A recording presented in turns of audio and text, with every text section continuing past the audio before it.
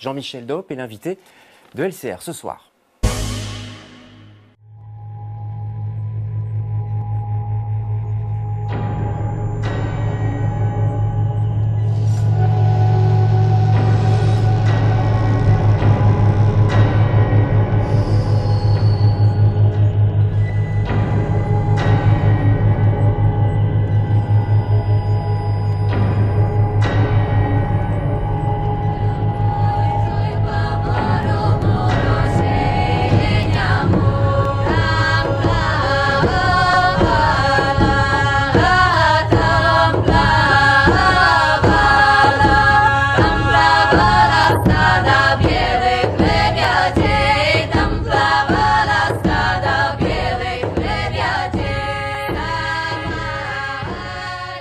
Voilà l'herbe de l'oubli, sacré meilleur spectacle 2018 hier soir par les prix du théâtre. Bonsoir Jean-Michel Daupe, vous êtes le metteur en scène de ce spectacle, à l'origine de ce spectacle. On peut dire aussi que c'est une compagnie, c'est tout un groupe, hein, vous l'avez rappelé d'ailleurs. Oui, c'est vraiment un collectif d'artistes qui a tissé l'histoire de Point Zéro. Ouais. Spectacle très particulier, on va en parler, qui est couronné, qui avait déjà été encensé par la presse.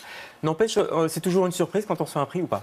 Oui, franchement, on ne s'y attendait pas, d'autant que les camarades qui étaient nominés sont assez importants. C'était la dernière ligne droite. Donc, non, on ne s'y attendait pas, mais oui, ça fait plaisir. Après, c'est sans doute aussi voilà, le succès d'un parcours aussi qui est récompensé aussi. En tout cas, moi, je vois ça comme ça. Oui. Il me plaît de le voir comme ça, que ce n'est pas seulement ce spectacle-là, mais voilà, que c'est un chemin qui est tracé depuis maintenant un petit temps. Quoi. Les camarades, on peut les citer, c'était Armel Roussel et Miller Rowe, si je ne m'abuse. Alors, on peut peut-être faire un plan sur la sculpture. C'est une sculpture de Françoise Keuten, qui est très lourde. D'ailleurs, on va la laisser tranquillement sur le meuble. Vous avez dit, et c'était assez touchant, vous avez dit, elle est ouverte, j'aimerais bien la partager avec tout le monde. Oui, c'est clair qu'on a une manière de travailler qui est très collective. Ouais. Bon, bien sûr, à la fin, il y a un metteur en scène qui prend des décisions. Mais dès le début du processus, avec cette équipe-là, c'est le deuxième spectacle qu'on fait avec exactement la même équipe. Oui, c'est vrai que c'est toujours les mêmes. Ouais. Voilà, et donc dès le départ, tous les acteurs sont impliqués et portent le projet véritablement. Chacun a des tâches que je répartis. Voilà, toi tu vas plus t'occuper de tel aspect du problème, toi de tel autre, et puis on se motive les uns les autres. Et voilà, on est tous par exemple partis en Ukraine et en Biélorussie. On a fait ces voyages avec les acteurs. Pour moi, c'était important qu'ils rencontrent toutes les personnes sur place qu'on allait interviewer et qui allaient faire la matière du spectacle. Voilà, parce qu'il faut expliquer, il y a des gens qui n'ont pas encore vu le spectacle, qui pourront le voir d'ailleurs, on rappellera les dates prochainement. L'oubli, c'est Tchernobyl, c'est un spectacle documentaire, j'aime pas le mot, ça commence un peu comme un documentaire, mais on file vers le théâtre grâce aux marionnettes d'ailleurs, et aux acteurs bien entendu. Basé sur des témoignages, basé aussi sur les témoignages de Alexievitch. En réalité, ce ne sont pas les témoignages que Svetlana Alexievitch a recueillis, c'est nous qui avons recueilli. On a appliqué la même méthode qu'elle a. Vous êtes allé sur place, en fait. On est allé sur place 3 fois, donc. Dans la région de Tchernobyl. Dans la région de Tchernobyl, 2 fois en Ukraine, 1 fois en Biélorussie, parce que la Biélorussie a été énormément touchée, plus que l'Ukraine même, par l'explosion de Tchernobyl. Et voilà, donc tous les acteurs, on est parti avec une caméra à la main et on a rencontré sur place les habitants.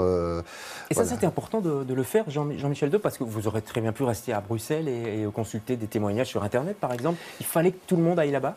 On avait envie de comprendre cette chose et ce qui restait de cette catastrophe 30 ans après. Déjà, dans notre imaginaire collectif, voilà, Tchernobyl, ça semble très loin, 30 ans, voilà, c'est oublié, c'est une catastrophe un peu, ça nous semble fini. Et puis, ça l'est pas du tout en réalité. Qu'est-ce qui n'est pas fini? Mais les sols sont toujours pollués. Et c'est dans cela aussi que cette catastrophe est particulièrement intéressante à étudier, si j'ose dire. C'est un peu terrible de le voir comme ça, de manière aussi froide. Mais oui, les sols, ils sont pollués pour des centaines de milliers d'années.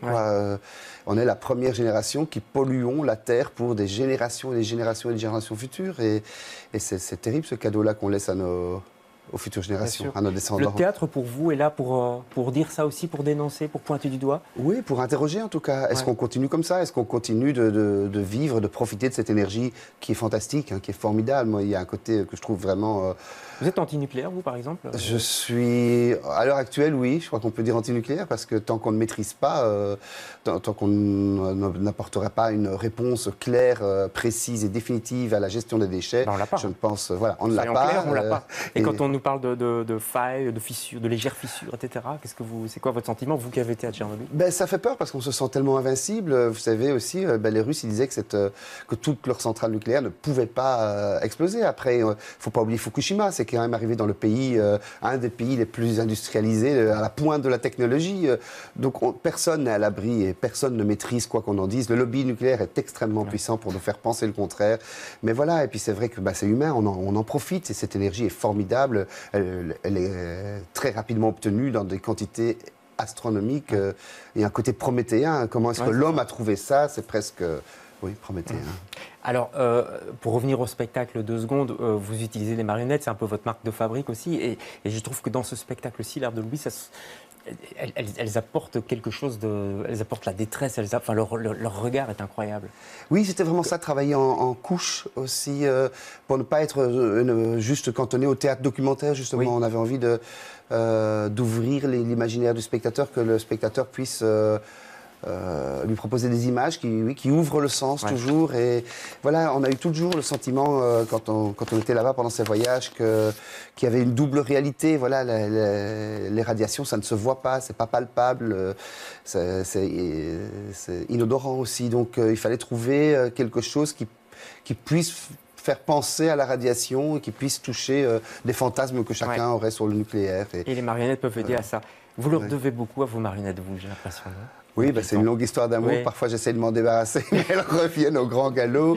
Oui, puis c'est toujours de Geppetto. Oui, c'est une sorte aussi. Voilà, c'est toujours la relation qui m'intéresse, c'est l'acteur et la marionnette. Oui, l'acteur n'est jamais caché, donc on n'est pas des marionnettistes purs. C'est vraiment un objet de théâtre qui accompagne l'acteur. C'est en cela qu'elle m'intéresse.